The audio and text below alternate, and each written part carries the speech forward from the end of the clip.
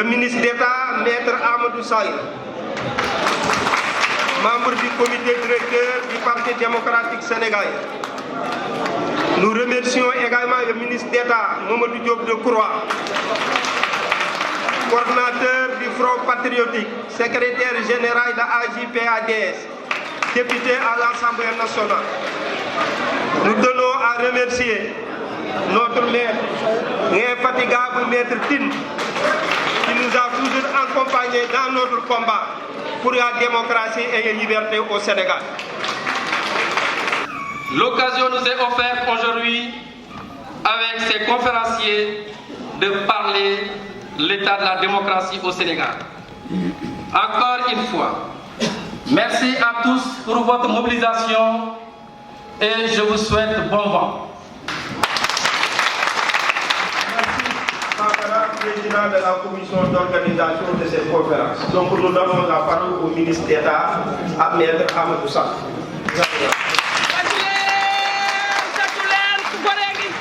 Au soir du deuxième tour de l'élection présidentielle de 2012, à peu près 2 heures après la fermeture du bureau de vote, Abdoulaye Wade, président en exercice, a appelé Macky Sall pour le féliciter de sa victoire. C'était une nouvelle démonstration de l'exemplarité de la démocratie sénégalaise qui aura à cet instant fait la remarquable prouesse d'avoir élu 3 présidents de la République, dont 2 qui ont été démocratiquement battus à l'issue d'élections non contestées. Qu'est-ce que c'est que la CREI? La CREI est une juridiction spéciale, exceptionnelle, qui est chargée, dit-on, de juger l'enrichissement illicite. Dans cette juridiction, il y a un renversement de la charge de la preuve. Parce que normalement, dans n'importe quelle situation, quand on accuse quelqu'un d'avoir commis un délit, il appartient à celui qui l'accuse d'en apporter la preuve. C'est ça la règle. Et ça se passe ainsi presque depuis qu'une justice exercée par des magistrats existe. J'allais dire que ça se passe ainsi dans toutes les sociétés. Quand on accuse quelqu'un, il appartient toujours à l'accusateur d'apporter la preuve. Ça ne se passe pas ainsi à la CREI. À la CREI, on vient, on trouve quelqu'un, il n'y a pas de prescription, il n'y a rien. On trouve quelqu'un, on lui dit, vous avez ceci, vous avez cela, apportez la preuve que ce que vous avez a été bien gagné. Et c'est ainsi que Abdou Diouf, qui n'avait pas de légitimité, a tenu presque haut les mains tout ce qui était contre lui et tout ce qui dans son parti le contestait. C'est comme ça que la CREI est née. Après avoir jugé 2 ou 3 personnes, la CREI est morte. Depuis 1983 ou 1984, la CREI n'existe plus. Depuis cette date, il n'y a pas de magistrat qui est désigné. Depuis cette date, il n'y a pas de locaux. Depuis cette date, il n'y a pas de procédure. Donc la CREI, dans le jargon juridique, est tombée en désuétude, a été abrogée implicitement. Et c'est une règle de droit. Quand une juridiction, une loi est restée 10 ans, 20 ans, 30 ans sans jamais être appliquée, on considère que cette loi, elle est implicitement abrogée. Arrive Macky Sall, qui, comme j'ai dit tout à l'heure, veut détruire Wade et l'œuvre de Wade. Dès qu'il est arrivé, il commence à attaquer les hommes du président. Et c'est ainsi qu'il prend un décret pour ressusciter la CREI dans des conditions totalement illégales. En dépit du fait que la CREI a été critiquée par la quasi-totalité des juristes, Macky Sall l'a ressuscité par simple décret. Ce n'était pas suffisant et il fallait trouver des magistrats pour siéger à la CREI. Et les magistrats qui ont été trouvés par Macky Sall sont des magistrats qui ont été choisis sur la base d'un appel d'offres, appel à candidature. On leur dit, voilà, nous voulons des magistrats. Ceux qui veulent siéger à la CREI se manifestent. Voilà les avantages qu'on leur donne. C'est ainsi que des magistrats ont été désignés, ont été choisis et qui n'ont pas été désignés par le Conseil supérieur de la magistrature, mais directement désignés par le président Macky Sall. Et vous vous souvenez tous, c'est la CREI qui a jugé et condamné notre frère Karim Wade dans les conditions que l'on sait. Dans les conditions que l'on sait, et je puis vous dire aujourd'hui que lorsqu'on a arrêté Karim Wade, nous avions tous dit, c'est bien, Macky Sall utilise la raison d'État, la force d'État pour le condamner, mais jamais aucune preuve ne sera apportée aux Sénégalais pour condamner Karim Wade. Et je le dis, d'abord j'étais l'avocat de Karim Wade, mais comme je le dis, Karim Wade et moi, nous n'allons pas partager le même tombeau. Comme on dit en Wolof, nous bokk bàmmeel, du ma yóbbu àjjana, du ma yóbbu safara. Mais je puis dire ici, je l'ai déjà dit et je l'ai répété, si on m'amenait un Coran, j'aurais mis ma main et j'aurais juré. Je ne sais pas ce qu'il a fait, ce qu'il n'a pas fait, lui seul sait, mais je peux jurer d'une chose. Du début de la procédure, c'est-à-dire du début de l'enquête à la gendarmerie jusqu'à la fin, avec l'intervention du jugement de condamnation, je peux jurer que des accusations qui ont été formulées contre lui, aucune preuve n'a été rapportée. Et jusqu'au moment où je vous parle, absolument aucune preuve n'a été rapportée. Mais puisque le pouvoir politique s'est soumis le pouvoir judiciaire, s'est soumis la justice, nous avons, il faut le dire, j'ai été ministre de la Justice et je le dis en regardant les Sénégalais, tous les Sénégalais, les yeux dans les yeux, j'ai 35 ans comme de barre, je peux dire que la justice de mon pays n'est pas une justice indépendante. Et ici, dans ce cas précis, la justice a été le bras armé de l'autorité politique. Je rappelle que le département d'État américain a publié officiellement un communiqué pour demander à l'État du Sénégal de cesser d'utiliser les dispositions de l'article 80 pour casser ses opposants. Si les choses s'étaient passées normalement, jamais le département d'État ne l'aurait fait. Donc, comme je le disais, incontestablement, ce qui est visé ici, c'est de détruire Abdoulaye Wade et son œuvre. Et l'œuvre d'Abdoulaye Wade, c'est aussi le Parti démocratique sénégalais. Mais c'est peine perdue. C'est totalement peine perdue parce que votre mobilisation de cet après-midi est la preuve manifeste de la capacité de réorganisation, de riposte du parti. Et nous sommes un parti qui fait peur, qui fait tellement peur, je reviens juste pour une petite parenthèse. Qu'est-ce qui s'est passé avec Karim Wade pour que le gouvernement ait si peur et que Macky Sall ait si peur de passer la nuit avec un Karim Wade libre? Une seule nuit au Sénégal, qu'est-ce qui s'est passé? Et il est bon qu'on le rappelle. La première année d'emprisonnement, Karim Wade a eu 300 000 Sénégalais qui ont demandé à le rencontrer en prison. 300 000. La deuxième année, c'est monté à 600 000. La troisième année, à plus de 950 000. C'est-à-dire, pendant qu'il est en prison, qu'il n'est pas libre de ses mouvements, qu'il ne communique pas, qu'il ne parle pas, qu'il n'agit pas, il y a 950 000 Sénégalais qui ont demandé à le rencontrer. Macky Sall, au premier tour, n'a pas eu plus de 600 000 voix. Karim Wade en prison a eu 950 000 personnes. C'est ça aussi, cette peur qu'il suscite, qui explique le fait que Macky Sall dise: je ne passerai pas non seulement une seule nuit au Sénégal avec un Karim Wade libre, mais en plus, il faut que je détruise Abdoulaye Wade et son parti. Dans la violation, disons, dans la négation de l'état de droit, on peut citer également toute la violation des règles de bonne gouvernance et de transparence. Vous le savez tous, en 2001, lorsque Abdoulaye Wade a été élu président de la République, on a voté une nouvelle constitution. Je ne reviens pas sur les péripéties de ce référendum, mais cette nouvelle constitution apporte quelques avancées démocratiques majeures.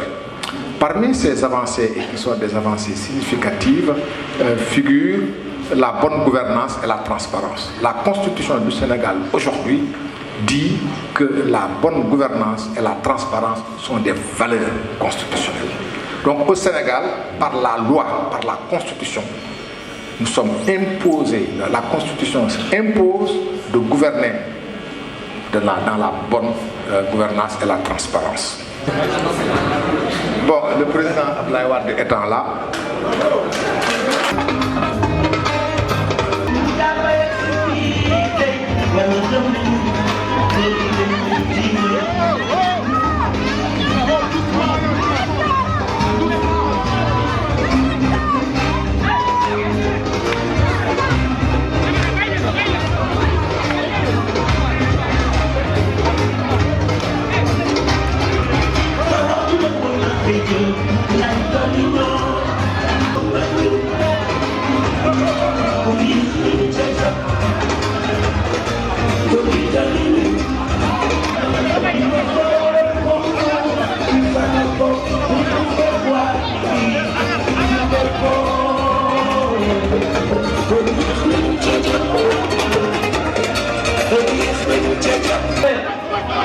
Merci de votre compréhension.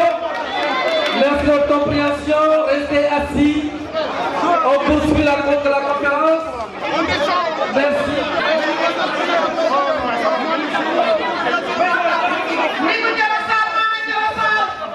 C'est bon, c'est bon.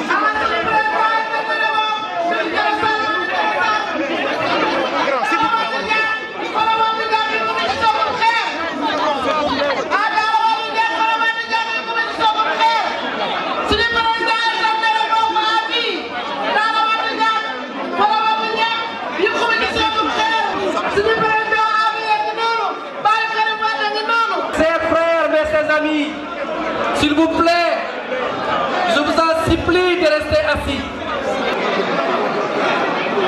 merci beaucoup. Moi qui ai été pendant 4 années le porte-parole de M. le Président de la République, je puis vous assurer qu'il en a toujours été ainsi. C'est à la fois de l'enthousiasme qu'il suscite, mais aussi un énorme magnétisme. C'est ça. Monsieur le Président, je disais que j'allais réitérer des propos que j'ai tenus lorsque vous accédez à la magistrature suprême. J'avais dit que le Président de la République, c'est la rencontre entre une ambition et une espérance. Et votre ambition, l'ambition de faire de notre pays un pays libre, un pays travailleur, un pays qui avance, cette ambition a plusieurs fois rencontré l'espérance du peuple sénégalais à son devenir et son adhésion à votre ambition. Et ceci explique cela. Je disais donc que notre pays, avec la Constitution de 2001, a adopté, sous l'impulsion de son président de la République, Abdoulaye Wade,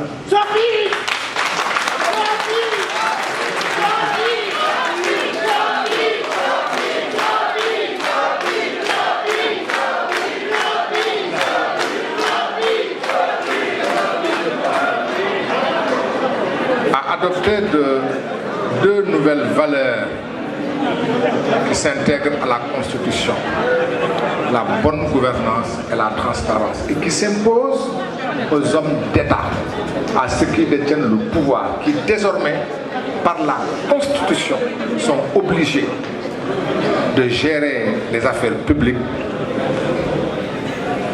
dans la bonne gouvernance et la transparence. Et ceci exclut qu'on généralise les marchés de gré à gré. Et sous Macky Sall, les marchés publics par appel d'offres sont devenus l'exception, la règle étant de passer les marchés de gré à gré. Je donnais l'exemple de l'autoroute Ila Touba, 500 milliards de gré à gré passé avec une entreprise blacklistée dans d'autres pays pour pratique de corruption. Le marché du chemin de fer Dakar-Kidira, 700 milliards passés de gré à gré. Le marché du train express desservant l'aéroport, le nouvel aéroport de Dakar, l'aéroport de Diass et la ville de Dakar, 500 milliards. Ces seuls trois marchés font 1500 milliards passés de gré à gré, sans aucun contrôle et sans aucun appel à concurrence. Ça aussi, c'est un énorme recul de l'état de droit. C'est un énorme recul par rapport au respect des valeurs constitutionnelles et du texte même de la Constitution. Mais la transparence ne s'arrête pas là. Nous savons tous le sort qui a été fait de nos ressources minières, le pétrole, avec l'affaire Petro-Tim. Je n'en dirai pas plus, je laisserai le soin à mon ami et frère Mamadou Diop d'en dire un mot. Mais je dirai un mot sur un autre scandale qui n'est pas seulement un scandale, mais qui est un crime, un véritable crime économique. C'est l'affaire Mittal. J'en dis juste un mot. Qu'est-ce qui se passe? Le président Abdoulaye Wade, en réalité, gouverner, c'est savoir saisir les opportunités et les bons moments. Il a su saisir le bon moment pour passer un véritable contrat avec la société Mittal et qui à tous égards est avantageux. Il s'agit de l'exploitation de nos ressources minières, du fer. Et cette exploitation, le marché qui a été conclu comporte 4 éléments qui sont des éléments importants. Le premier, naturellement, c'est l'exploitation de la richesse elle-même, du minerai. Donc, creuser, aller à la mine, trouver le minerai et l'extraire. Donc, l'extraction du minerai. Le deuxième, qui est la conséquence de cela, c'est de construire un nouveau port minéralier. Troisième élément, puisque nous avons le fer, il y a le port, il faut transporter. Le marché comporte le troisième élément, la construction d'un nouveau chemin de fer, Kédougou-Dakar, grand écartement. Mais ce n'est pas suffisant. Il y avait le quatrième élément, qui constituait l'implantation d'une unité sidérurgique. Parce que, enfin, je suis désolé parce que si je parle de ce que je dis en sa présence, on aura l'impression que je suis dithyrambique. Mais ce que j'ai dit, c'est ce que j'allais dire, qu'il fût là, qu'il ne fût pas là. Parce qu'il a compris une chose. C'est un économiste. Monsieur le Président, je ne suis pas un économiste. Mais, comme disent les Américains, je suis très involve, intéressé par les questions économiques. Comme économiste, il se réclame d'une école. Il est néo-keynésien. Le néo-keynésien, pour lui, c'est important de faire des infrastructures. C'est important de lancer des grands travaux. Parce que ça engendre de la main-d'œuvre. Beaucoup de main-d'œuvre. Et non seulement il faut faire des infrastructures parce que ça représente la main-d'œuvre, mais également, il dit le marché au sens de la demande solvable, c'est-à-dire qu'il est un marché intégré. Et que pour le marché puisse être intégré, il faut qu'il y ait de la communication et des infrastructures. Ce qui fait que les produits, les fruits par exemple de Sédhiou, du département de Sédhiou, au lieu de pourrir sur place, pourront être vendus à Tambacounda, pourront être vendus à Matam, pourront être vendus à Dakar. Cela fera que l'exploitant de Sédhiou devient un véritable fermier, parce qu'il va gagner de l'argent, parce qu'il va vendre. Mais s'il gagne de l'argent et s'il vend, il n'a plus besoin de quitter Sédhiou, il reste sur place, il crée une zone de développement. Mais en même temps, celui qui est à Kédougou, qui n'a pas de poisson, mais qui a de la viande, peut, quand un camion vient à Kédougou pour y vendre des mangues, le même camion quittera Kédougou avec de la viande pour Sédhiou. Ainsi de suite. C'est ça le marché national au sens de la demande solvable. Et c'est ça aussi qui explique qu'il faut qu'il y ait des grands travaux. Donc les grands travaux, les infrastructures ont cette double fonction. Une fonction de création de main-d'œuvre, mais une fonction d'intégration. Donc, et il part en regardant l'histoire, il a dit que l'Europe a commencé à se développer par la sidérurgie. Parce que c'est la base aussi du développement. Il dit, faisons la même chose chez nous. Créons une unité de sidérurgie. Voilà les 4 phases du marché qui a été fait avec Mittal. Ça faisait plus de 1000 milliards. Pour 1001 raisons, Mittal se retire. Naturellement, le président Wade, qui n'est pas seulement un économiste, mais aussi est doublé d'un juriste, saisit les juridictions d'arbitrage pour qu'on dise que la rupture est abusive. Un avocat est commis, on va devant la chambre d'arbitrage, la chambre d'arbitrage tranche et dit oui, le Sénégal a raison. Mais en ce moment-là, Abdoulaye Wade n'était plus président. Mais c'est lui qui a initié la procédure. La chambre d'arbitrage prend une décision et dit oui, le Sénégal a raison. Abdoulaye Wade a raison de faire cette procédure. Mittal a tort et est responsable de la rupture du contrat. Il s'agissait en ce moment-là de déterminer quel est le préjudice. Le plus grand cabinet en la matière, le cabinet Gustafsson, a été désigné par la chambre arbitrale et le préjudice du Sénégal a été évalué à au moins 2000 milliards, 4000 milliards. 4000 milliards de francs CFA. Voilà. Et des poussières. 4000 milliards. Et avec 4000 milliards, si on condamne Mittal, qui en a les moyens, à nous les payer, c'est un pactole de 4000 milliards. Que fait Macky Sall? Il se débarrasse de son avocat contre l'avis de l'agent judiciaire de l'État. Il envoie son ministre qui n'en avait pas compétence et qui va négocier directement avec Mittal moins de 100 milliards. Moins de 100 milliards. Alors que notre préjudice est fixé à 4600 milliards de francs CFA. Il va négocier pour obtenir moins de 100 milliards de francs CFA. C'est un crime.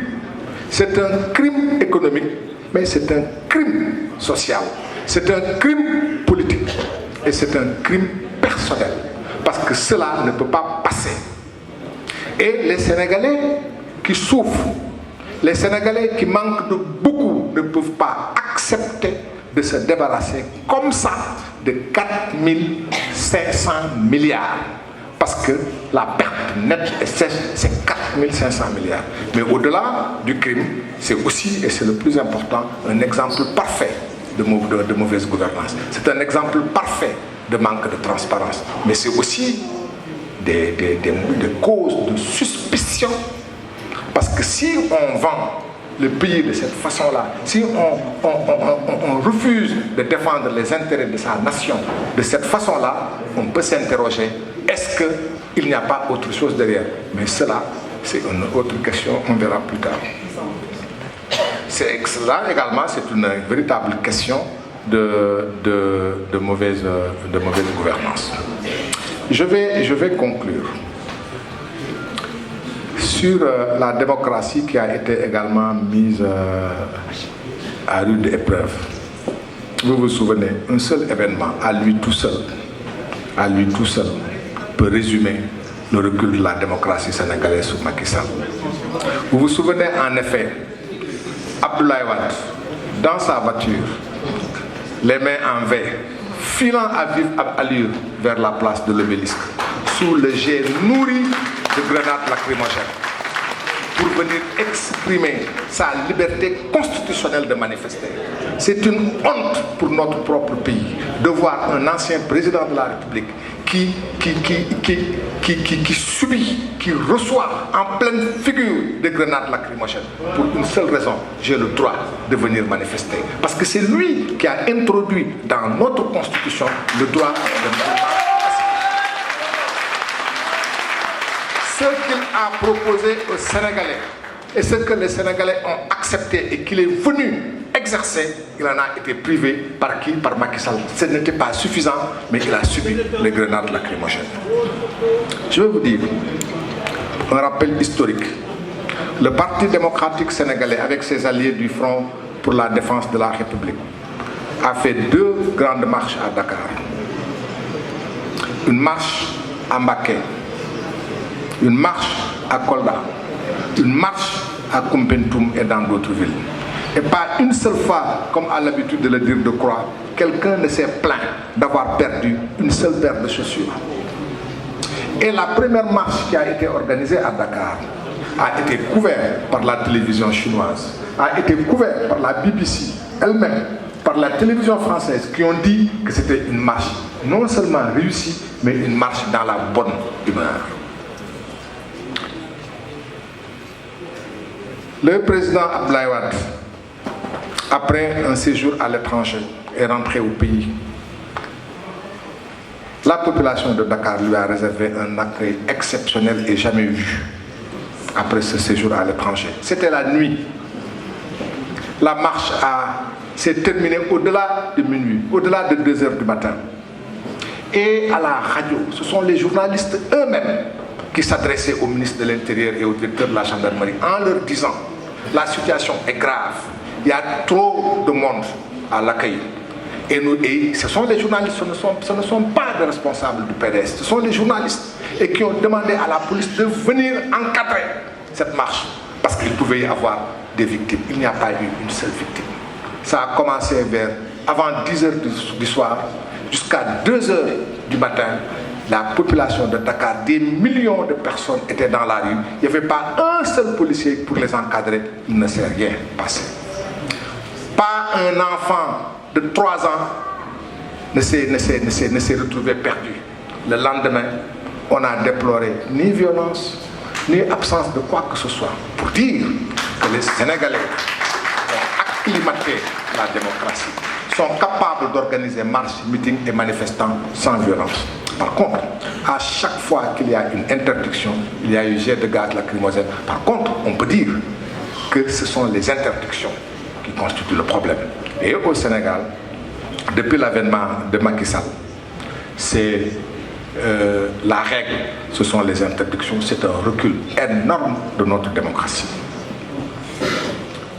Il y a un recul, parce que je vais aller vite. Il y a un autre recul. Vous imaginez, au Sénégal, il y a eu 3 référendums, 4. Un référendum sous Senghor, ça ne compte pas. On était après juste les indépendances. La démocratie était à ses débuts. Le processus n'était pas maîtrisé, n'était pas achevé. Et nous venons pour la première fois d'avoir des dirigeants nationaux. Et donc, c'était un référendum sous Senghor, 99% de participation, 98,90% pour de oui. Abdou Diouf, c'était à peu près pareil. Le premier vrai référendum, non contesté parce qu'il y a eu à la fois les observateurs, mais également un processus démocratique maîtrisé, plus de 60% de participation et plus de 80% de oui. C'est la dernière, 95% de oui, c'est le référendum organisé en 2001 par le président Abdoulaye Wade. Macky Sall vient organiser un référendum. Moins de 40% de participation. Ça veut dire que plus de 70% de la population n'a pas adopté ce référendum. Ça pose un problème de démocratie. Parce que dans tout système, quand ça se passe ainsi, il y a un problème. Macky Sall n'en a cure. Je termine sur une question, la question électorale. En 1992-93, vous vous souvenez, 1988, on fait des élections. Le jour de la proclamation des résultats, disons le jour des élections, après 18h, pile après la fermeture du bureau de vote, le challenger du président Abdoulaye Wade, immédiatement, dès qu'on a fermé le bureau de vote, il a été arrêté. Immédiatement. Cela a créé un problème énorme dans le pays. Pendant 45 jours, au moins, Abdou Diouf était absolument incapable de sortir du palais. Il était enfermé dans son palais. Il n'osait pas sortir parce que dehors, ça grouillait de monde.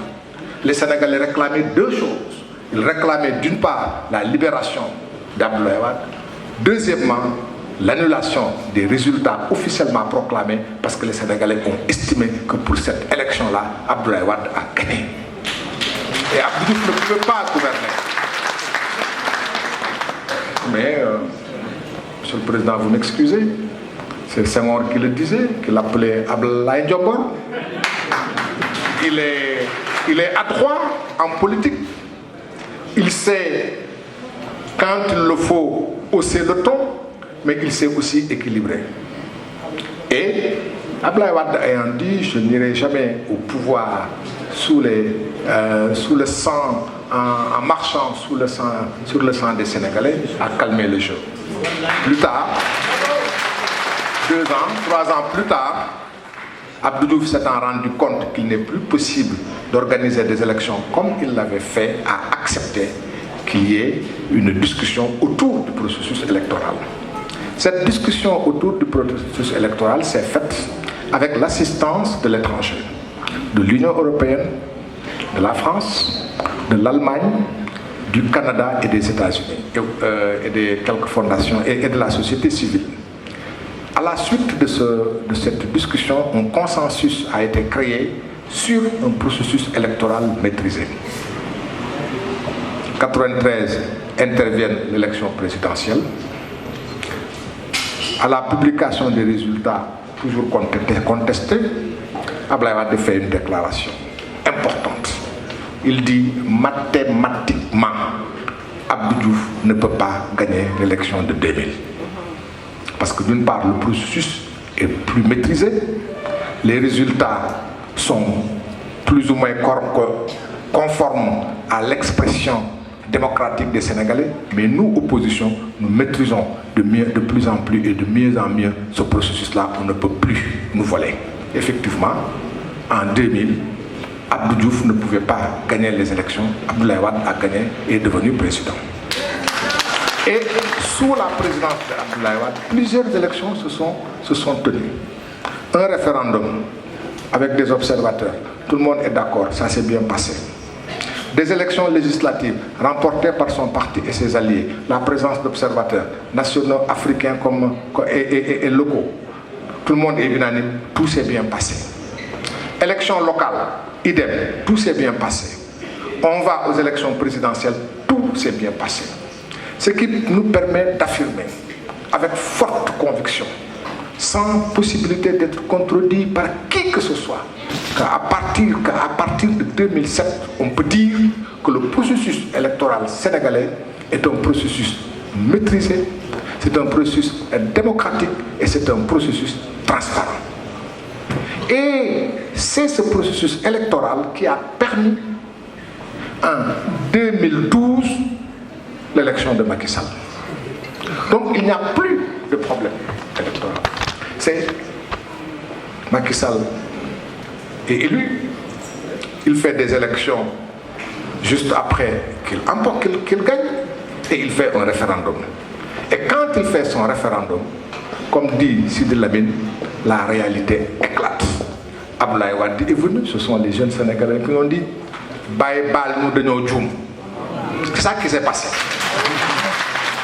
Et avec un taux d'abstention de 60%, Macky Sall sait que la cause est entendue. Et nous, ayant appris auprès de lui, nous avons dit mathématiquement, Macky Sall ne peut gagner ni en 2017 ni en 2019. Et tous les sondages qui ont été faits, y compris les sondages publics, je vous renvoie au baromètre de Sénéplus, qui dit, on a demandé aux Sénégalais, c'est 1400 personnes qui ont participé à ce sondage. Si l'élection sénégalaise se produisait aujourd'hui, pour qui voteriez-vous? 23% ont dit nous votons pour Karim Wade.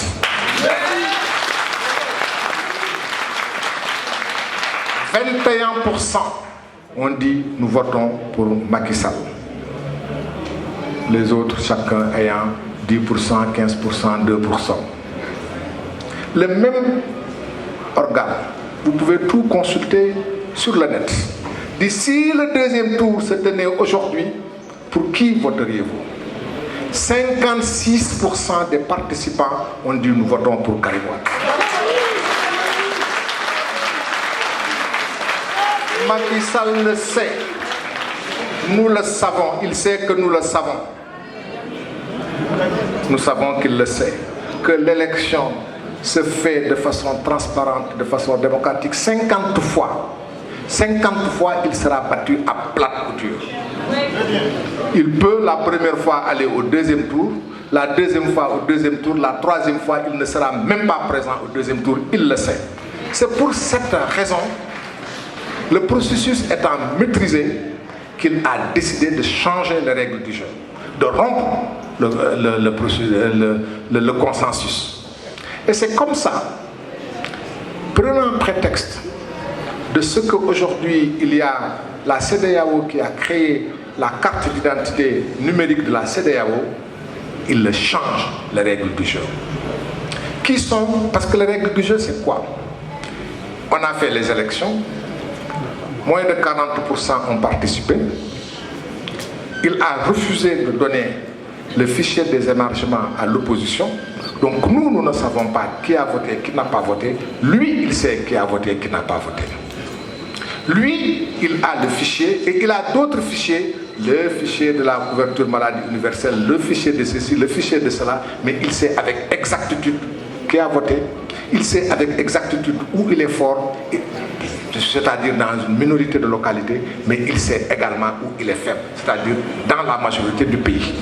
Donc c'est pour ça qu'il change les règles. Il dit, aujourd'hui avec la nouvelle carte d'identité, pour être inscrit, il faut d'abord avoir la nouvelle carte d'identité. Ah oui, nous sommes tous, sans qu'on le dise, mais implicitement, de façon implicite, il n'y a plus de fichier électoral. Et pour être inscrit sur le fichier électoral, il faut s'inscrire d'abord sur le fichier de la carte nationale d'identité. Et une fois pendant qu'on s'inscrit, on vous pose une question. Est-ce que vous voulez être maintenu dans le fichier électoral, oui ou non? Si vous dites oui, on vous maintient. Si vous dites non, vous n'êtes pas maintenu. Mais il n'y a aucun endroit où on signe et aucun récépissé qu'on vous donne pour dire qu'on a signé pour être maintenu. Le résultat, c'est quoi? Allons chez mon ami Decroix, mon frère, à Cayenne. À Cayenne, puisque tout le monde se connaît, il y a, admettons, 100 électeurs. Sur les 100 électeurs, pour le dernier référendum, 20 ont voté. Sur les 20, admettons que 12 ont voté pour Macky Sall. Il le sait, il a la liste. 8 ont voté pour lui et 80 n'ont pas participé au vote. Il a peur parce qu'il sait que Decroix y habite.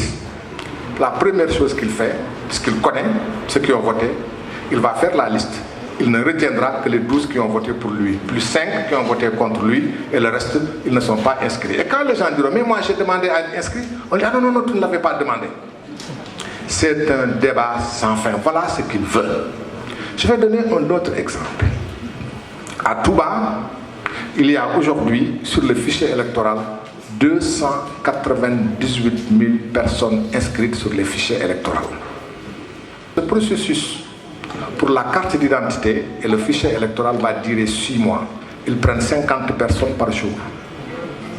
S'ils prennent, admettons, 60 personnes par jour, à la fin des 6 mois, en tout et pour tout, ils ne vont inscrire à Touba que 92 000. 200 000 personnes vont être supprimées des listes électorales. C'est comme ça que Macky Sall compte faire. Et c'est ça aussi, en dernière analyse, les combats que nous devons mener. Les combats que nous devons mener, la main dans la main. Les combats que nous devons mener avec toute l'opposition et avec la mobilisation de tous les Sénégalais de la diaspora.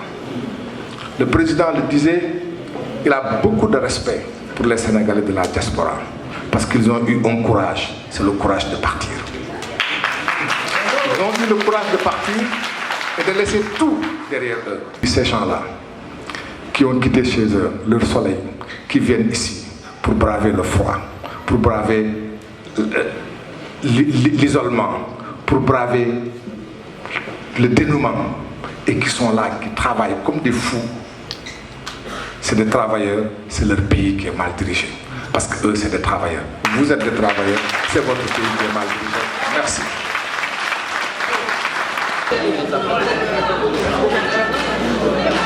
Merci, merci. L'État a beau fait pour l'éliminer. L'État a beau fait pour qu'il ne participe pas aux élections. Mais quand il sera candidat, il pourra ouvrir l'âge pour la famille, pour le gouvernement.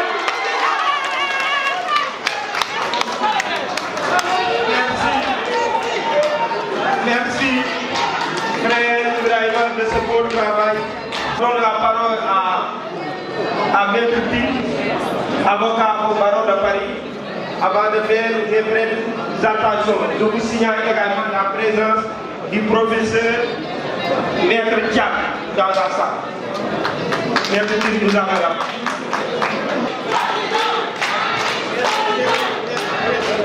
Merci, M. Touré. Vous l'aurez sans doute compris, en tout cas, moi personnellement, en l'entendant présenter le catalogue, c'est-à-dire se livrer à ce diagnostic sans complaisance de l'état actuel de notre démocratie, que le contraste est saisissant. Et saisissant entre le discours et la pratique.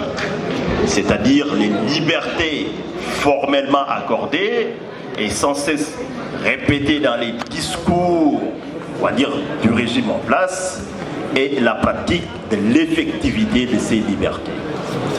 Et ce qui est inquiétant aujourd'hui, c'est que la situation n'a pas l'air de s'améliorer, parce que ce qu'il appelle la répression n'est plus le monopole du vécu des partis politiques de l'opposition, mais aussi la société civile l'a vécu, pas plus tard qu'il y a quelques semaines, une marche de la société civile qui voulait effectivement dénoncer les conditions des détenus à Rebeuss, bien sûr, a été strictement interdite. Interdite, effectivement, en violation d'un droit constitutionnellement proclamé. Il vous l'a rappelé tout à l'heure, c'est la Constitution sénégalaise qui proclame effectivement l'existence de cette liberté, ce droit de manifester pacifiquement, et la loi est très claire. Chaque Sénégalais a le droit d'exprimer et de diffuser ses opinions par la parole, la plume, l'image et la marche pacifique. Et la loi place cette liberté, il convient de le préciser, sous le régime de la simple déclaration préalable et du dépôt légal. Ce qui veut dire que si l'opposition ou la société civile souhaite aujourd'hui marcher, il suffit simplement, bien sûr, d'en informer l'autorité administrative. Mais qu'est-ce qui se passe? C'est que depuis 2012 à nos jours, nous avons constaté effectivement que, comme il l'a rappelé tout à l'heure, le principe, c'est l'interdiction, les autorisations, l'exception. Chaque fois d'ailleurs qu'une marche est autorisée, les gens ils sont inquiétés. C'est-à-dire, ils se demandent finalement d'ailleurs pourquoi on nous a autorisés, alors que c'est l'inverse qui devait se faire. Et je pense que les modalités de l'exercice ont été bien avant la Cour suprême, parce que récemment il y a des décisions d'annulation, de refus du préfet, mais bien avant, à l'époque où il y avait le Conseil d'État, le juge administratif était venu préciser les deux hypothèses strictes où l'interdiction peut être admise, qui sont limitativement de deux. C'est les risques de troubles à l'ordre public et l'insuffisance des forces de l'ordre. Je reviens sur les risques parce que le risque, bien sûr, par définition en droit, c'est une notion qui est en virtualité. Ce qui veut dire que, de prime abord, rien n'est un risque, tout peut le devenir. Il suffit que l'autorité administrative qui est habilitée à statuer l'invoque. Mais en démocratie, l'âme de la démocratie, c'est le contrôle. Et le juge a exigé à l'autorité administrative, lorsqu'il invoque ces risques de troubles à l'ordre public, il doit le caractériser. Le caractériser en fait, matériellement. En le caractérisant d'ailleurs pas, il prive de possibilités pour le juge administratif d'en constater la légalité. Or, la plupart des décisions d'interdiction que les Sénégalais reçoivent, les autorités administratives se bornent tout simplement à invoquer vaguement cette notion sans montrer en quoi elle est caractérisée. Dans certains cas, bien sûr, on est dans ce qu'on appelle, dans la théorie administrative, dans la théorie de motif-objet, c'est-à-dire l'autorité administrative en tant que telle a décidé bien avant d'interdire la manifestation. Et ensuite va décider de servir un argumentaire, ce qui n'est pas concevable dans un état de droit et dans une démocratie comme le Sénégal, dont vous l'avez rappelé tout à l'heure. Vous avez magnifié le parcours et je pense effectivement que cette évolution démocratique, qu'on le veuille ou non, est indissociable du parcours politique de notre confrère Abdoulaye Wade qui est ici présent. Et je pense que la démocratie étant un work in progress, c'est-à-dire une œuvre continue, chaque génération doit l'instruire et amener sa contribution. Donc c'est pour vous dire que rien de plus normal dans le cadre d'un processus dynamique qu'une œuvre puisse être entravée, mais tout dépendra de la capacité des générations à vouloir apporter les correctifs appropriés pour que continue à progresser effectivement dans cette quête perpétuelle qui est la démocratie. Autre précision, c'est par rapport à la liberté d'expression. Vous l'avez invoqué, les cas sont nombreux. J'en ai compté plus d'une dizaine lorsque vous invoquez les noms des personnes qui ont été arrêtées, soit parce qu'ils ont exprimé leur liberté d'expression ou d'opinion, et la plupart du temps, ils sont tombés sous l'incrimination de ce qu'on appelle l'offense, le délit d'offense au chef de l'État. Moi, j'ai un problème particulier vis-à-vis de cette notion. Au-delà de la plasticité de la notion, comme je vous ai dit aussi, c'est comme la notion de risque, elle n'est pas définie par les textes. Ce qui veut dire que de prime abord, lorsque l'on s'engage dans le débat politique, rien n'est une offense au chef de l'État. Ex post, bien sûr, il suffit que le président s'en plaigne pour effectivement que le procureur s'en saisisse pour dire effectivement vous avez offensé le président. Tout cela pour vous dire qu'il y a une difficulté de taille qu'il faudra régler au niveau des textes sénégalais et au niveau de la pratique démocratique. C'est que n'oublions pas que le président de la République a deux casquettes. Il est président de la République le jour et chef de parti la nuit. Et en démocratie, nul n'est au-dessus de la critique de ses concitoyens. Mon confrère l'a appelé tout à l'heure. D'ailleurs, la critique est consubstantielle à la démocratie. Et on ne sait pas, comme d'ailleurs il s'était engagé à le faire, parce que la plupart des candidats avaient pris l'engagement pour éviter toute confusion, qu'une fois qu'ils vont accéder à la magistrature suprême, qu'ils allaient démissionner de la présence de leur parti. Donc étant chef de parti, rien de plus normal que engagé dans la compétition du jeu politique que les autres, effectivement, dont le rôle actuel dévolu dans la gouvernance démocratique, c'est de critiquer l'action, rien de plus normal, bien sûr, qu'ils expliquent leur déception, leur opinion, leur état d'âme. Maintenant, la question que je pose, est-il concevable qu'un acteur du jeu politique puisse être au-dessus du jeu citoyen? Donc ça pose un problème. Et c'est tellement évident, bien sûr, que la plupart du temps, ces incriminations ont conduit ces personnes à des détentions préventives, même si cela ne se justifiait pas au niveau des impératifs. Parce que, comme aussi bien d'autres droits, avec la liberté,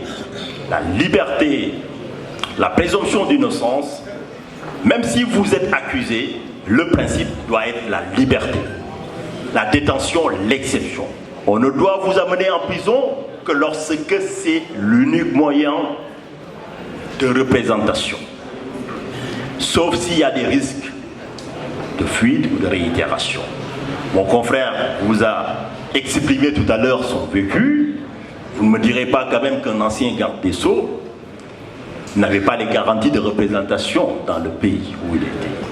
D'autant plus que c'est quelqu'un quand même, au-delà de son engagement politique, fait partie d'un corps d'auxiliaires de justice. C'était quand même la moindre des égards. Ça c'est mon avis personnel. Mais quoi qu'il en soit, cela traduit une évolution régressive des libertés au Sénégal. Quand je dis évolution, bien sûr, dans le catalogue formel, vous l'avez senti avec la loi constitutionnelle du 5 avril 2016, on a ajouté d'autres droits, notamment par la même occasion que cette opposition a vu sa liberté d'expression entravée, à la même manière que le pouvoir a utilisé cette détention préventive comme une peine déguisée, parce que c'est une sanction. Certains ont été déjà effectivement relaxés, mais vous aurez déjà passé. C'est une manière effectivement de frapper les esprits et de dire que les prochains, avant même que le juge quand même se prononce, vous allez passer à Rebeuss, ce qui est inconcevable. Mais sous le même rapport, nous avons des dispositions qui arrivaient, qui entraient en vigueur, qui disaient qu'on voulait moderniser le rôle des partis politiques, mais surtout renforcer l'opposition et donner un statut particulier au chef de l'opposition. L'opposition, c'est un rouage essentiel de la démocratie. Sans opposition, il n'y a pas de majorité. Et d'ailleurs, même le pouvoir, ne serait-ce que pour pouvoir améliorer son action, a besoin quand même de regards extérieurs qui critiquent, qui pointent les imperfections, et ainsi de suite. Et lorsque vous regardez ce qui s'est passé ces dernières années concernant, donc, on va dire, ces droits qui sont proclamés, aujourd'hui, on nous a mis en application, dans la même réforme, par exemple, on a installé récemment le Haut Conseil des collectivités locales.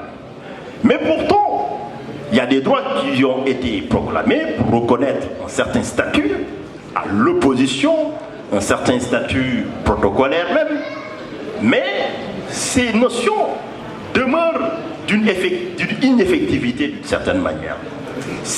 Il y va de soi aussi pour le financement des partis politiques. Cela traduit aussi une sélectivité dans la mise en application du droit formel dont on a proclamé bien sûr vouloir, soi-disant, reconnaître un certain nombre de droits.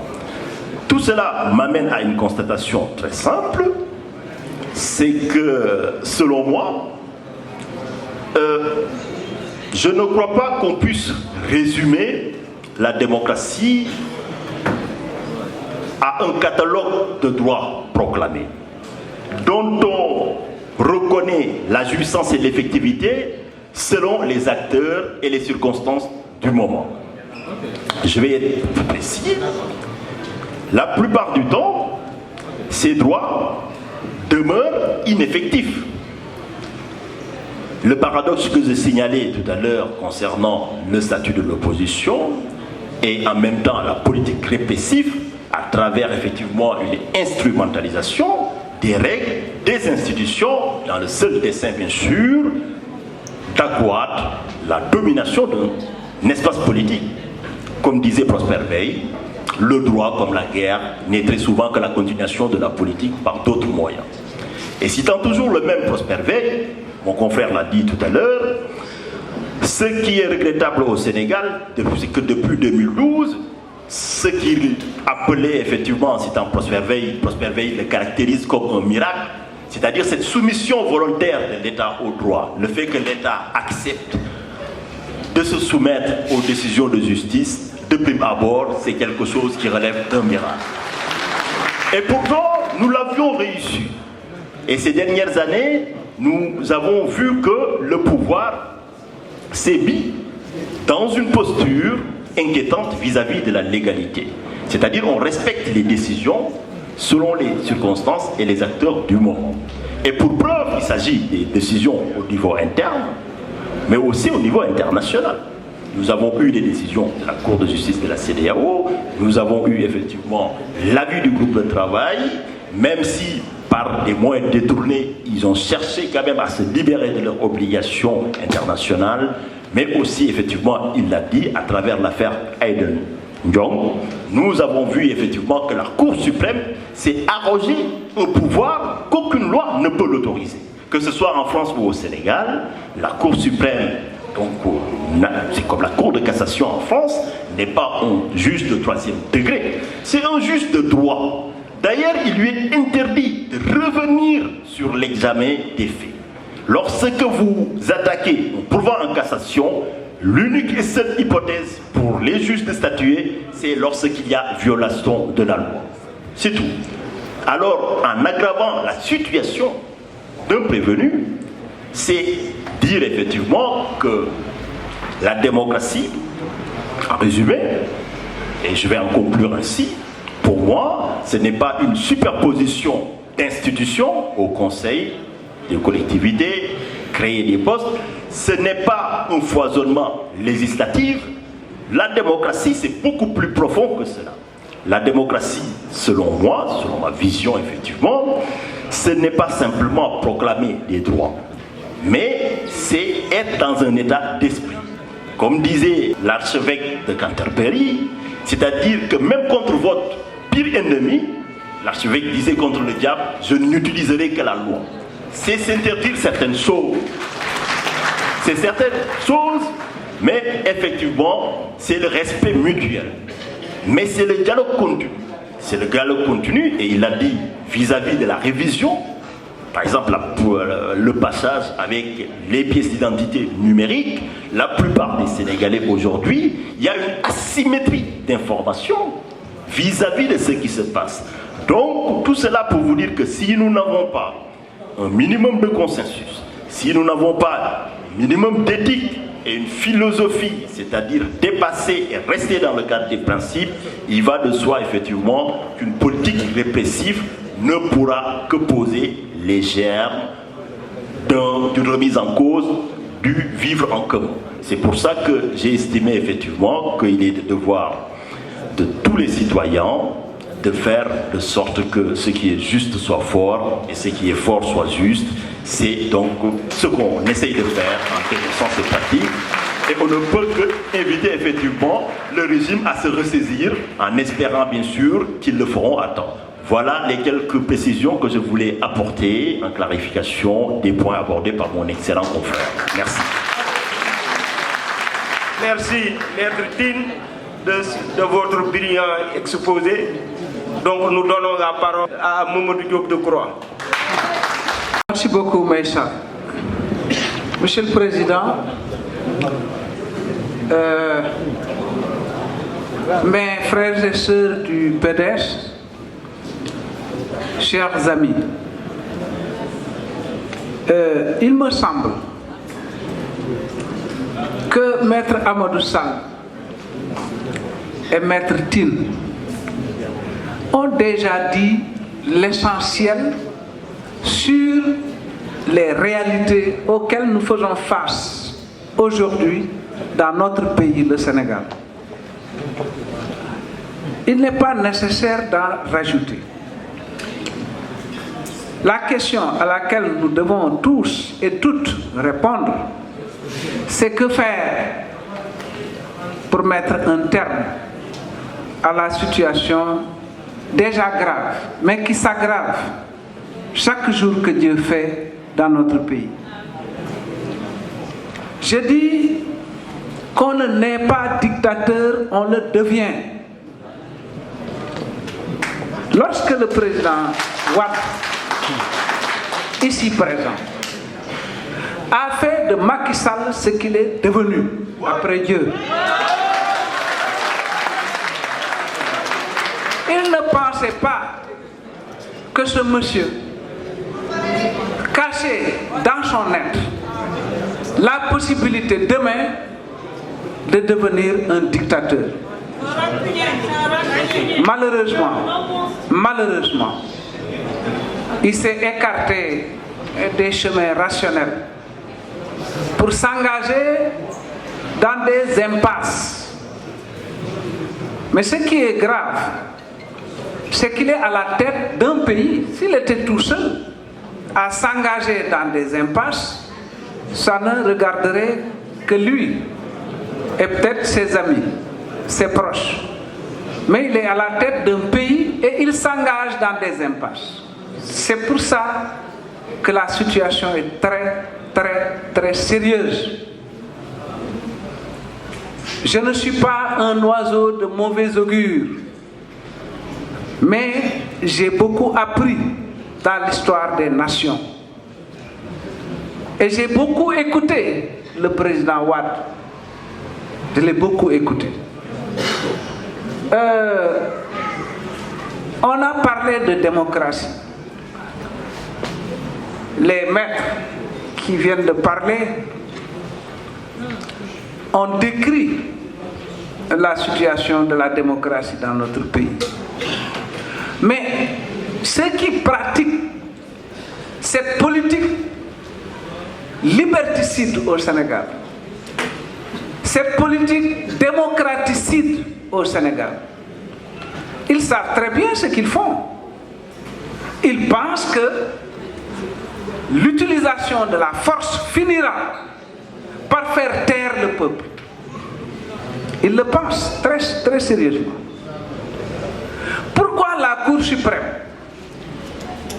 lorsqu'il a rendu un arrêt demandant au gouvernement de réintégrer les 600 enseignants qui avaient été exclus par le ministre de l'Intérieur, de l'Éducation, le ministre a dit publiquement: je n'appliquerai pas l'arrêt de la Cour suprême.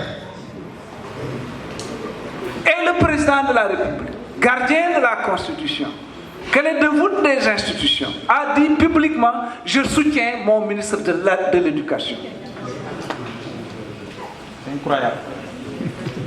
Cette Cour suprême qui a condamné Madame Aïda Ndiong, Maître Tine est revenu tout à l'heure là-dessus. On dit oui, quand elle condamne Aïda Ndiong, on applique. Mais quand elle demande la réintégration des jeunes enseignants, on n'applique pas. Alors, vous voyez bien qu'on n'a plus de justice dans notre pays, c'est clair et c'est net.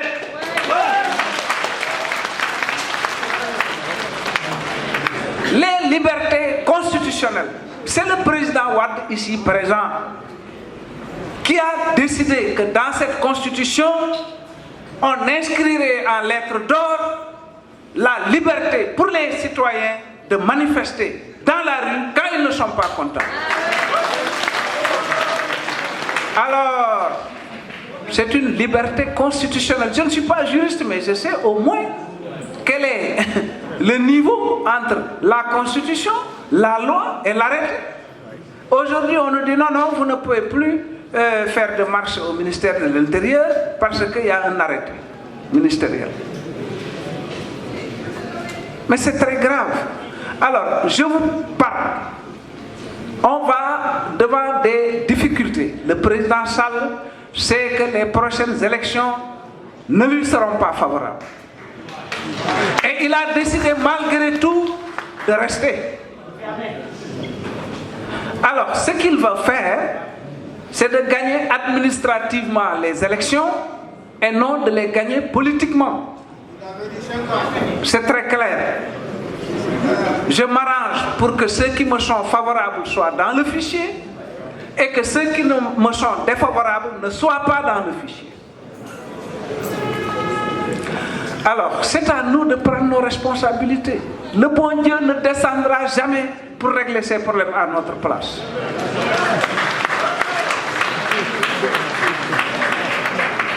Mais je suis optimiste, très optimiste.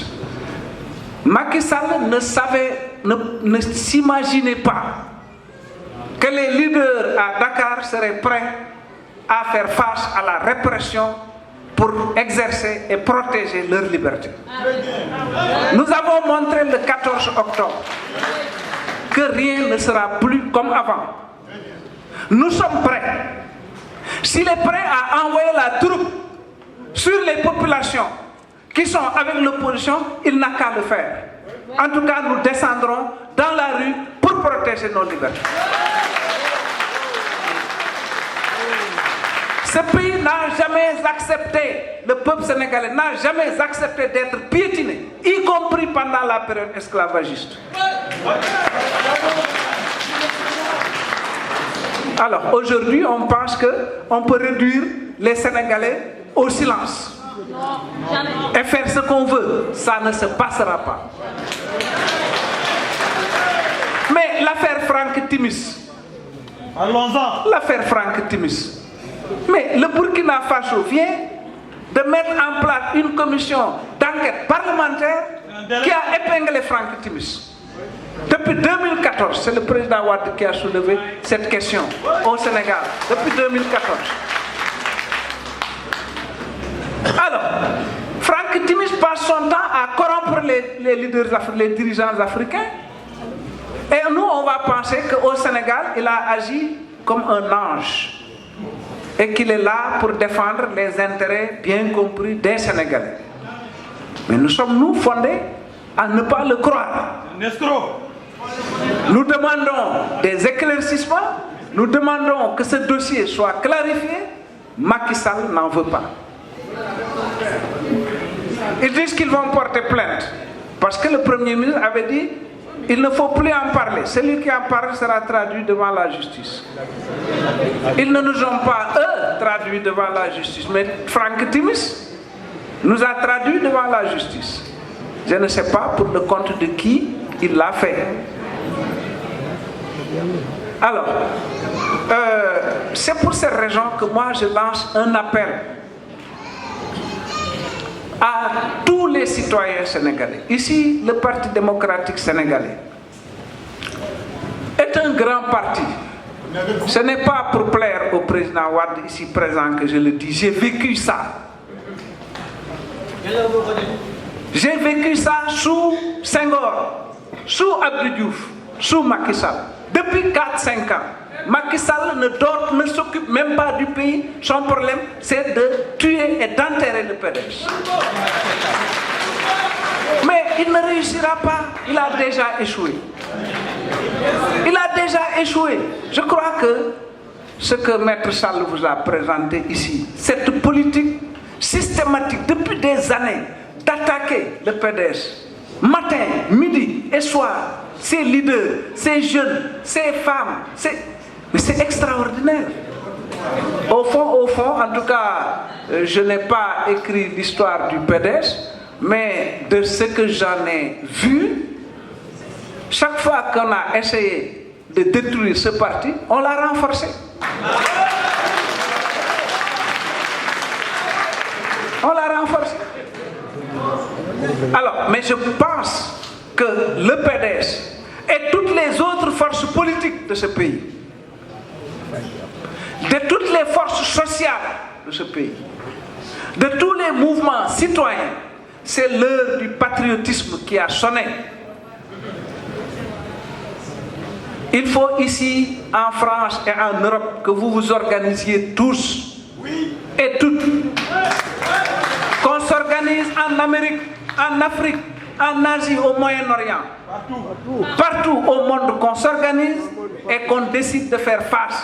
Et qu'on accepte les sacrifices. On ne peut pas faire des omelettes sans casser des œufs.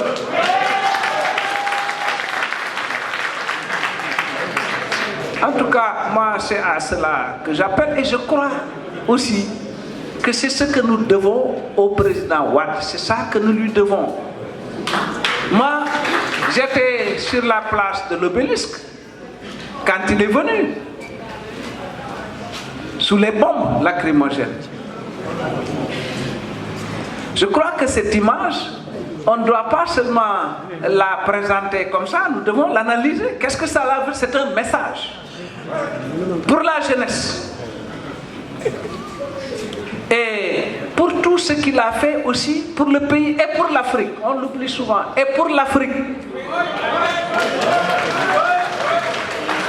Alors donc, je crois que vraiment les jeunes générations de Sénégalais doivent être des héritiers, c'est-à-dire des continuateurs de cette ambition sénégalaise et africaine du président. Mais ça, ce ne sont pas seulement des mots, surtout aujourd'hui. Ce ne sont pas seulement des mots, ce sont des actes. Et c'est à cela que moi j'appelle. Je vous remercie. C'est une obligation pour tout militant du PDS, pour tout Sénégalais, de s'inscrire et de voter en 2017. Donc, Monsieur le Président, nous vous remercions d'être là. Le Sénégal tout entier est là, debout pour faire face à ce régime. Donc, on donne à notre papa Chérif Cissé pour 2 minutes. Jërëjëf Yàlla. Maître Ahmed Sall njaaraama.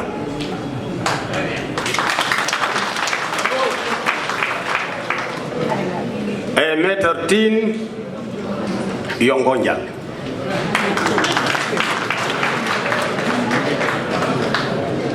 Monsieur Diop jërëjëf.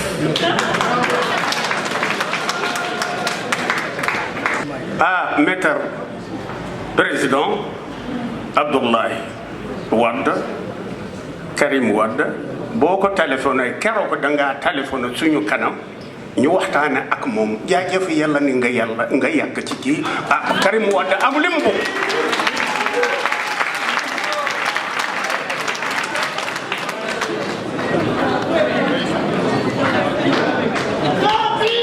Nous avons la présence de notre frère Almami Gayoko, président de la GRAP de Guinée, ici présent. Mettez d'Afrique avant de donner la parole au président Wade.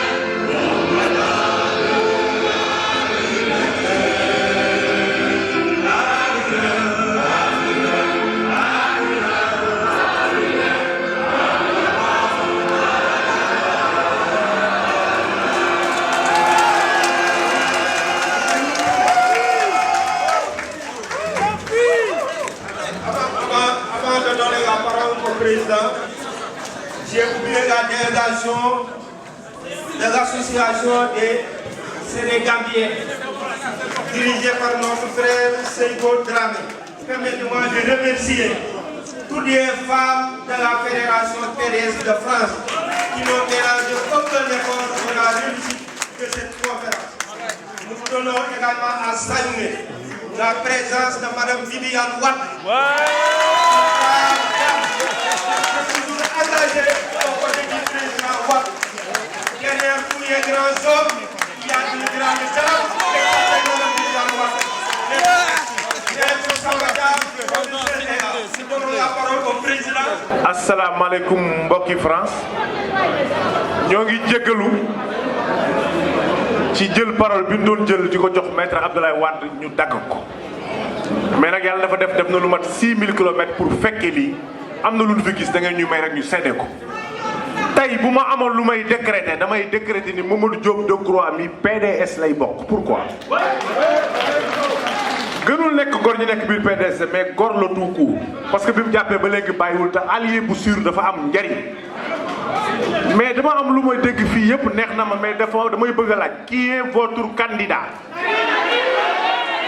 voilà c'est comme Karim Meïssa Wade la ngeen may ma jël ci loo xam ne si courage la sunu maman lay adressé maman Viviane Wade ay temps le président néewoon na à Karim je dirai à ta maman que vous avez très bien travaillé.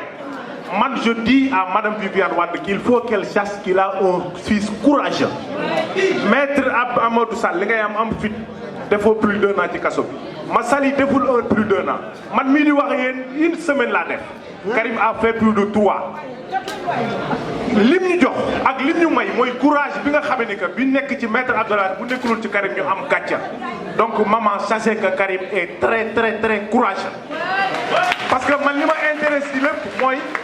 prison bi ñu ko dugal ak li ci nekk lépp mu koy muñ boobu ba léegi kenn déggul mu yuxe kooku courage la boo xam si jeune bu ne war nga cee jël référence beneen biir dama ni xale bu ñemee lu sa bàyyi ragal du fit d'ailleurs sax xale dafa war a ragal lu bàyyam ragal ñàkk conseiller la li fi jaar lépp maître Abdoulaye Wade newoon na du ma accéder au pouvoir di jaar ci ay cadavre dans tous les pays président bu ngeen fi gis mu am benn soif de sang je pèse bien mes mots il finira par voir son sang couler sacrifice yooyu nag Mamadou Decroix wax na ko léegi ñun les jeunes que ce soit dans la diaspora que ce soit au Sénégal dafa am loo xam ne si ku bëgg akara ñeme gaañ c'est ça la réalité nanu takku fii takku Sénégal fexe ba parce que tout est polyédrique tout est tolérant hors du Sénégal tout est Macky Sall moo ko gën président boo xam ne il est incompétent nan fexe ñun jeunes yi ak les femmes fexe bu jóge suñu réew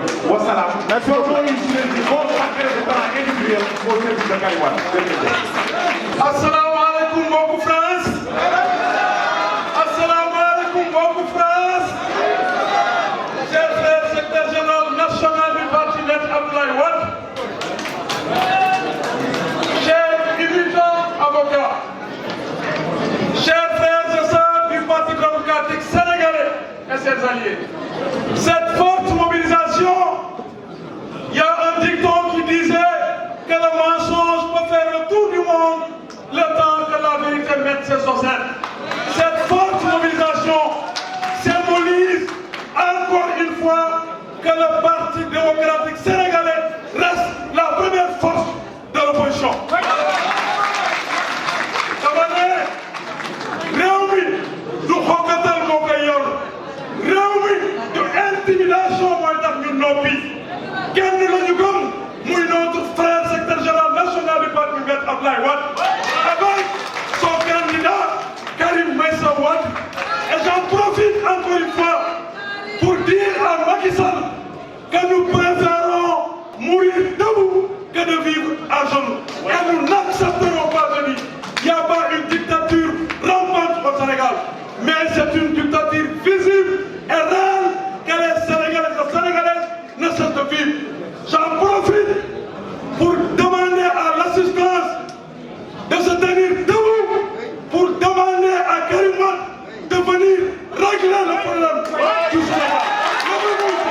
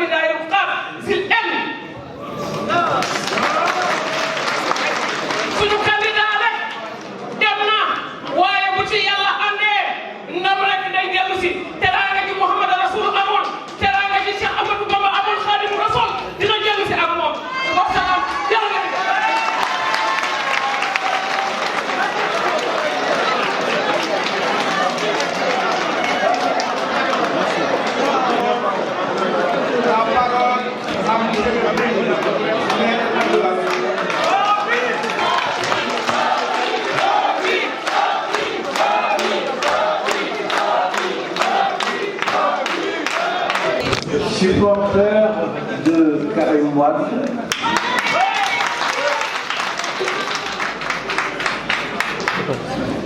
messieurs les représentants des partis alliés, dans la personne de Mamadou Decroix,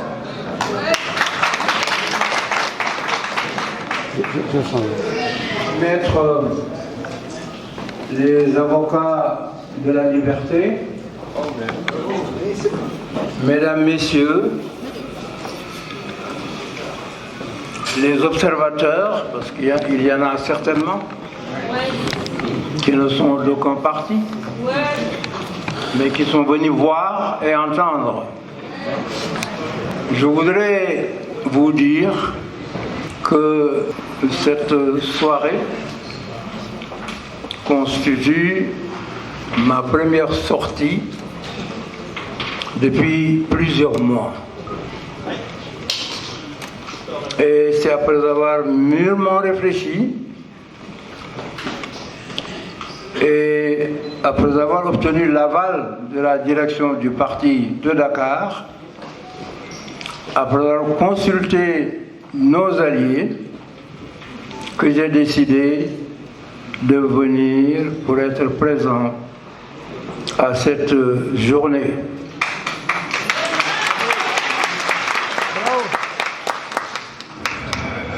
Ma grande satisfaction a été de voir la grande mobilisation qui connaît la France et les pays européens, c'est combien il est difficile de réunir 100 personnes. Alors que vous avez aujourd'hui ici une salle comble. C'est rare. C'est tout simplement à la mesure de votre détermination, à la mesure de votre engagement. J'ai été particulièrement satisfait de vous entendre chanter l'hymne de la résistance africaine, car elle est l'expression des peuples africains de Dakar au Cap et du nord au sud. Cet hymne est maintenant chanté partout. Et c'est pour cela que je l'avais confectionné.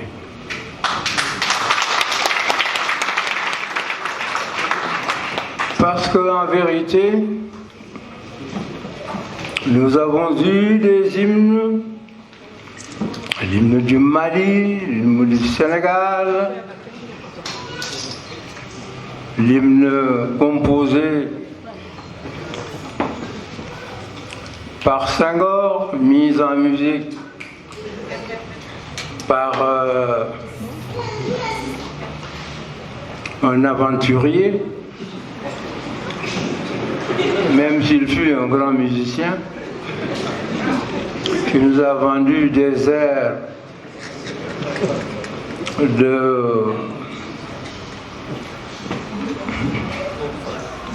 des airs de campagne, de promotion de produits français, mais au pays des ignorants, on peut raconter ce qu'on veut. Pépère, de son vrai nom, est un Français musicien qui vivait au Sénégal. Et à l'indépendance, il nous a vendu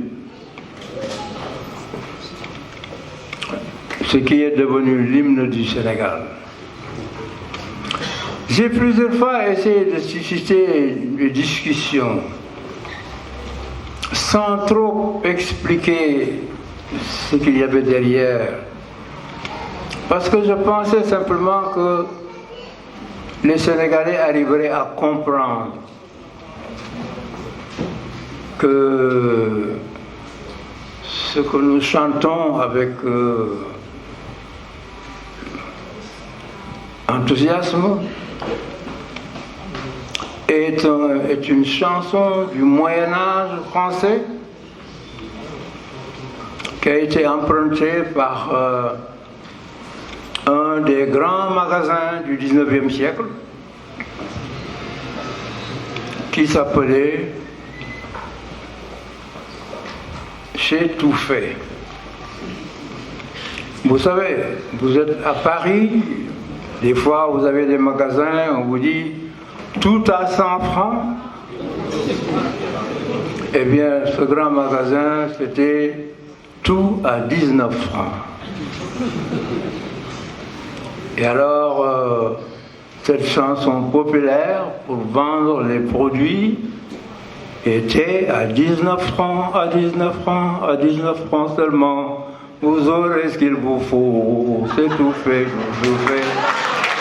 Alors, mais on nous l'a vendu, on l'a acheté et on le traîne encore. Il est vrai qu'à l'indépendance du Congo, il y a un gros malin qui est allé vendre au Katanga une chanson d'un chanteur français de l'époque. Les gens ne savaient pas. Un hymne doit traduire un sentiment profond d'engagement, d'abnégation et d'unité. C'est un cri de ralliement de tout un peuple. Et c'est pourquoi l'hymne que nous entendons le plus souvent, la Marseillaise, est un chant qui ébranle les Français et les Angolais dans le maquis qui n'avaient pas d'hymne chantaient la Marseillaise pour se battre contre les Portugais. Donc il y avait un credo très profond d'expression de la liberté et d'un appel à l'abnégation et au sacrifice suprême pour défendre la patrie. Ce chant que j'ai confectionné a un très long chemin, puisque je l'avais composé pour les Calots Bleus, ces jeunes compatriotes qui s'étaient engagés pour défendre ma personne, j'étais engagé pour assurer la sécurité. Et c'est pourquoi, au départ, nous disions Calots Bleus, Calots Bleus, Calots Bleus, Calots Bleus, combattants de la vie. Mais ça a eu un écho tel que les jeunes du parti ont dit non, on ne va pas laisser ça au Calots Bleus, nous allons le prendre. Et ils ont chanté l'unité, l'unité, l'unité, l'unité. Et enfin le parti s'est dit non, on ne va pas le laisser aux jeunes, on le prend pour nous-mêmes. Et nous l'avons chanté, mais nous l'avons étendu à tous les pays d'Afrique. Parce que vous pouvez remplacer Sénégal par n'importe quel pays, vous avez le même hymne de fond qui est un hymne de ralliement. Marocain, Marocain, Marocain, Marocain, Malien, Malien, Malien, Zimbabwéen, Zimbabwéen, Zimbabwéen, Somalien, Somalien, Somalien. Alors, j'ai visé simplement que tous les pays d'Afrique puissent ensemble chanter cette chanson par une version nationale. Et nous l'avons traduit en Wolof. Vous ne pouvez pas le traduire dans les autres langues que je ne connais pas. Mais en Wolof, nous disons Sénégal, Sénégal, Sénégal, Sénégal. Rikouaï Yoklen Testao, Sénégal, Sénégal, Sénégal, Tchakanam, Tchakanam, Tchakanam. Voilà, je vous laisse le chant parce que je suis âgé. Je suis un mortel. D'ailleurs, je suis arrivé en retard parce que j'étais mort ce matin.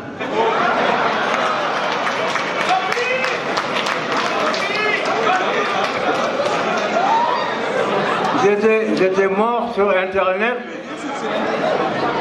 mais j'ai tout fait pour venir, mais vous savez, pour partir c'est vite fait, mais pour revenir c'est tellement compliqué, parce que c'est très loin, il y a tellement de contrôle, les gens ne veulent pas vous laisser partir.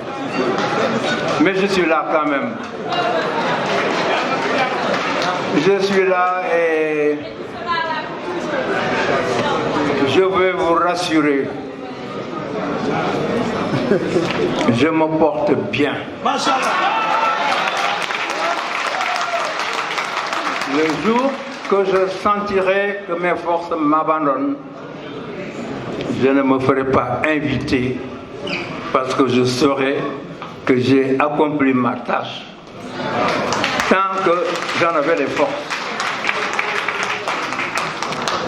Mais ceux qui souhaitent ma mort, qui écrivent sur Internet, qui font des déclarations, qu'ils se rassurent. La plupart d'entre eux, je serai penché sur leur tombe. Mais je prierai par eux. Maintenant, il faut savoir si Dieu va exaucer mes prières pour de tels individus, c'est une autre histoire.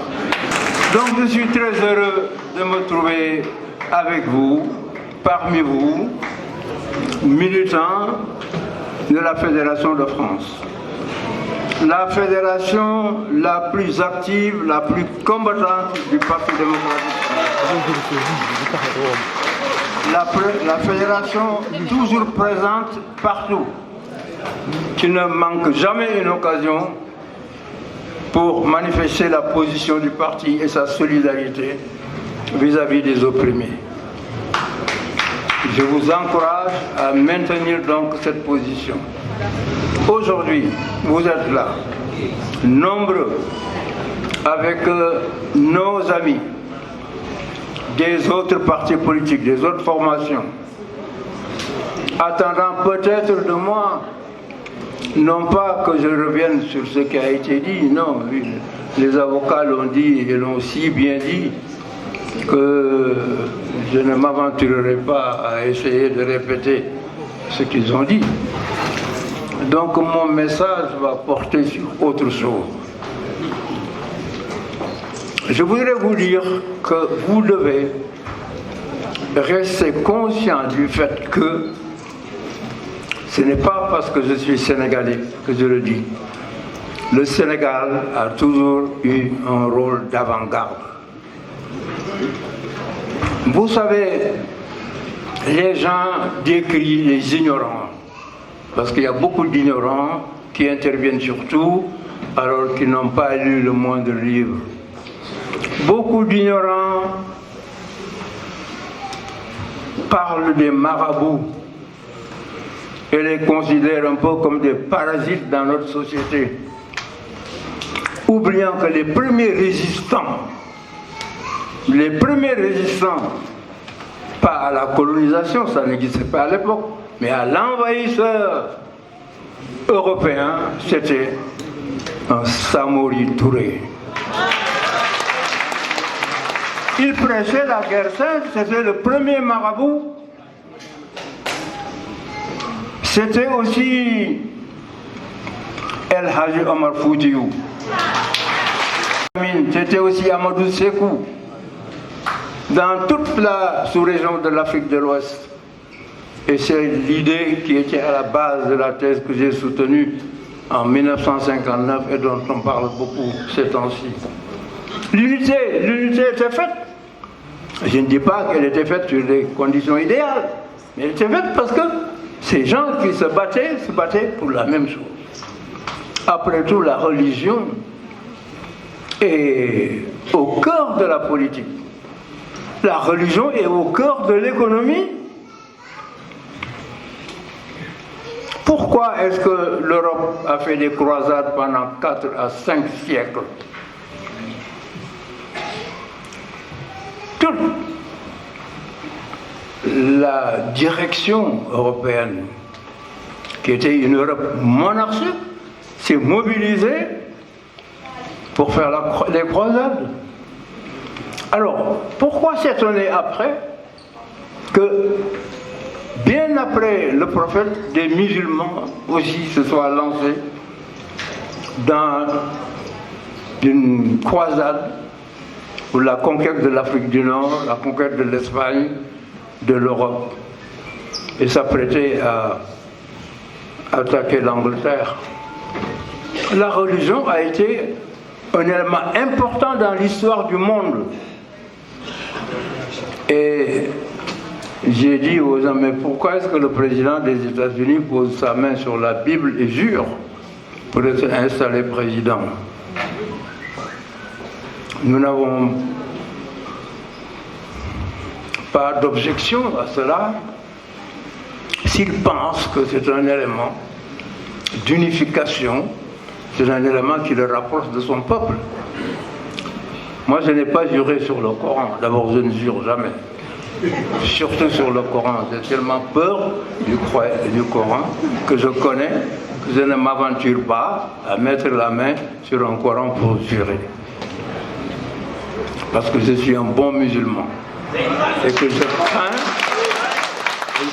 crains beaucoup Allah. Parce qu'on ne sait jamais. Et je pense donc qu'il y a une évolution vers qu'on appelle la laïcité depuis 1789. Cette révolution qui a voulu couper le cordon avec l'Église et le cordon avec la royauté, qui a réussi à se débarrasser de la royauté, mais a échoué dans son attaque de l'Église. Et c'est la raison pour laquelle cela s'est trouvé par une sorte de trêve entre l'Église et l'État. En France, ce qu'on appelle la laïcité. Quant à nous autres, nous n'avons pas besoin de cela. Notre histoire n'a pas posé cette querelle. C'est une querelle européenne et même franco-française que nous n'avons pas à épouser. Mais nous sommes arrivés, par notre propre réflexion, à réfléchir à une république, c'est-à-dire à fédérer tous les citoyens sur les mêmes principes, sur les mêmes bases, à assurer leur égalité en tant que citoyens de la République, sans discrimination de race, de religion et, j'allais dire même, d'ethnie. Nous avons réussi cela, en tout cas au Sénégal, nous l'avons réussi. Et malheureusement, l'histoire des peuples va en sinusoïde, ça monte, ça descend. Et l'histoire dépend beaucoup des hommes, quoi qu'on dise. Marx et les marxistes se sont trompés en proclamant la prééminence des faits et du matériel sur la pensée. C'est pas vrai. Pas vrai. L'histoire est faite par les hommes, dans certaines conditions, bien sûr. Alors, léguer la plus belle des républiques comme le Sénégal à des mains inexpertes, et vous avez le résultat que vous avez aujourd'hui, avec un peuple complètement abandonné, désespéré, un peuple qui a perdu, comme on dit, la boussole. Je reçois des réclamations de partout et les gens qui viennent me dire, je dis, mais enfin, vous n'allez pas me dire comme les autres, au Sénégal ça ne va pas, mais si, ça ne va pas. Et des gens me téléphonent pour pleurer.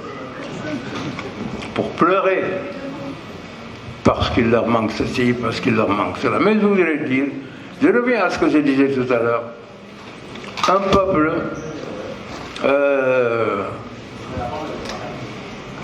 le Sénégal doit jouer son rôle de premier plan en avant des peuples africains. Je vous ai dit tout à l'heure, je vous ai cité des combattants. Non pas que ça ne se soit pas produit dans les autres peuples, mais ça s'est produit beaucoup plus tard. J'ai fait l'inventaire de toutes ces résistances dans mon livre Un dessein pour l'Afrique. Et c'est pourquoi je reçois des personnalités politiques en exercice maintenant, même hier, presque tous les jours, qui viennent m'encourager pour ce que je suis en train de faire, parce que ces personnes là-bas parlent d'unité de l'Afrique. Sans l'unité de l'Afrique, aucun de nos pays ne pourra se développer ni avoir une véritable indépendance. La Côte d'Ivoire l'a cru parce qu'on l'avait trompé. Mais par la suite, ces dirigeants ont compris qu'on les avait trompés. En disant, vous êtes les plus beaux, vous êtes les plus riches, etc. Où est la richesse? C'était le bois est parti, on l'a coupé, on l'a vendu, il ne reste rien. C'était quoi? Le café, le cacao, le jour où les capitalistes ont décidé de mettre la Côte d'Ivoire à genoux, en 1973 précisément, ils sont simplement allés planter le cacao en Indonésie pour faire la concurrence à la Côte d'Ivoire et en même temps au Ghana qui était le premier pays producteur. Si bien que Houphouët a été obligé au bout de 3 ans de grève des ventes de bazarder son cacao sans avoir même le tiers du prix qu'il avait récusé. Cela veut dire quoi? Cela veut dire que si nous n'avons pas les hommes avec des formations qui nous permettent non pas seulement de maîtriser les choses actuelles, mais de voir un peu dans l'avenir, si nous n'avons pas de vision, nous ne pouvons pas nous en sortir. Parce que si nous sommes là, les autres nous attendent un peu plus loin. Dans 1 an, dans 2 ans, ils nous attendent. Parce qu'ils savent, eux, ce qui va se produire, parce qu'ils ont de la vision, parce qu'eux, ils font la prospective. Alors que nous, en général, on est pris dans les problèmes quotidiens, comme le père de famille qui se lève le matin, qui n'a même pas la dépense. Il ne faut pas lui demander d'aller réfléchir sur Platon ou un autre philosophe. Donc, le Sénégal a toujours montré la voie et les autres l'acceptent. Parce qu'un peuple, c'est la diversité. Ceux-là font ceci, d'autres font autre chose, et c'est l'ensemble qui doit progresser dans l'harmonie. Je voudrais dire donc que ce chant, il faut le perpétuer. Il faut que les artistes s'en emparent. Parce qu'il y a des chanteuses martiniquaises en particulier qui chantent en Martinique. Alors que je n'ai pas encore entendu les chanteurs, les musiciens africains. Ils me promettent toujours, mais enfin, on les attend. J'espère que cela pourra constituer un hymne que chacun pourra chanter.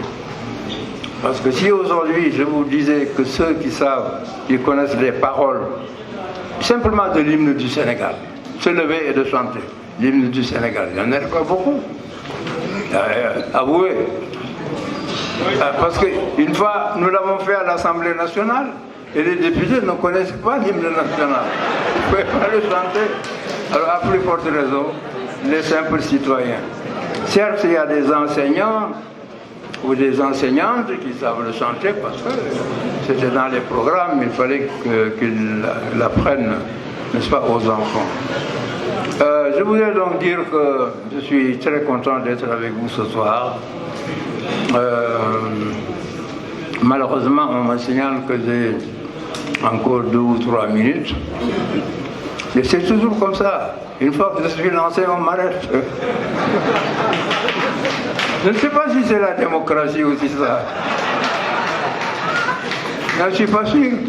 Parce que les droits de l'homme, aussi les droits des anciens présidents, le droit de m'expliquer avec vous, mais voilà, je suis maintenant disposé, j'allais dire presque maintenant, j'ai la caution du parti à Dakar pour pouvoir aller à des réunions. Par conséquent, nous pourrons compléter tout ceci. Mais je termine simplement en vous disant, il faut de la détermination. Je disais souvent à mes amis, les jeunes par rapport à moi, à l'époque, qu'on ne va pas à la présidence avec un nœud papillon, c'est pas vrai.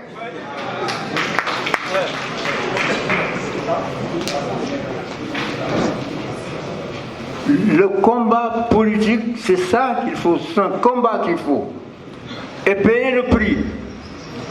Vous savez, l'histoire de la vie, de la mort, etc., tout ça, mais ça dépend. Hein? Moi, ce que mon père m'a appris, mon père, si quelqu'un porte atteinte à ton honneur, eh bien, consacre ta vie là. Il ne faut pas dire je vais, je reviens. Tu règles le problème là au prix de ta vie. Ça ne veut pas dire qu'on se suicide, mais c'est parce qu'il y a l'honneur au-dessus de tout. C'est pourquoi il y a des choses que nous n'accepterons pas. En tout cas, moi, je ne vous fais pas accepter n'importe quoi. C'est pas vrai. Et celui qui dit ça, c'est qu'il n'a pas compris. Parce que, comme disent nos militaires, je serai non pas derrière vous, mais devant vous. Donc, il faut résister. Le droit a consacré la résistance à l'oppression. La résistance à l'oppression, si j'avais le temps, je vous ai raconté, le premier jugement rendu par le tribunal correctionnel de Paris au XVIIIe siècle pour un esclavagiste dénommé Pellegrin, qui à Saint-Louis avait, avec des Français et des Sénégalais, des Noirs, manigancé pour mettre le gouverneur qui, lui, était proche, était pour la défense des esclaves et leur protection. Ils l'ont pris la nuit avec sa femme, ils l'ont mis dans un bateau, sa femme était même en robe de chambre, ils les ont jetés dans un bateau pour les amener à Dakar. Alors ils ont été poursuivis et la France a évité d'envoyer un président de tribunal parce que le tribunal de Saint-Louis existait mais n'avait pas de président. Mais la France a dit qu'on ne va surtout pas juger. Si on juge, c'est la catastrophe, donc n'envoyons pas de président et il n'y a pas de problème. Eh bien, ce Pellegrin, quand il est descendu à Nantes, il a été arrêté par la maréchaussée, traduit devant le tribunal correctionnel de Paris, il a jugé, eh bien, ces hommes ont simplement exercé leur droit de résistance à l'oppression. Il faut savoir résister à l'oppression. Sinon, les dictatures rampantes finissent toujours par s'installer de manière irréversible. Il faut résister. Je ne dis pas qu'il faut créer du désordre, c'est pas vrai. Mais si quelqu'un vous rattrape dans la rue et met sa main dans la poche pour prendre votre portefeuille, vous avez le droit de consacrer votre vie, de mettre en jeu votre vie pour défendre votre bien. Vous n'allez pas dire « Ah, mais je ne veux pas de bagarre, prenez mon portefeuille et partez ». Non, vous n'allez pas le dire. Donc, le trésor que nous avons, le Sénégal, avec toutes ses potentialités, nous devons aussi le défendre au péril de notre vie. Je vous remercie.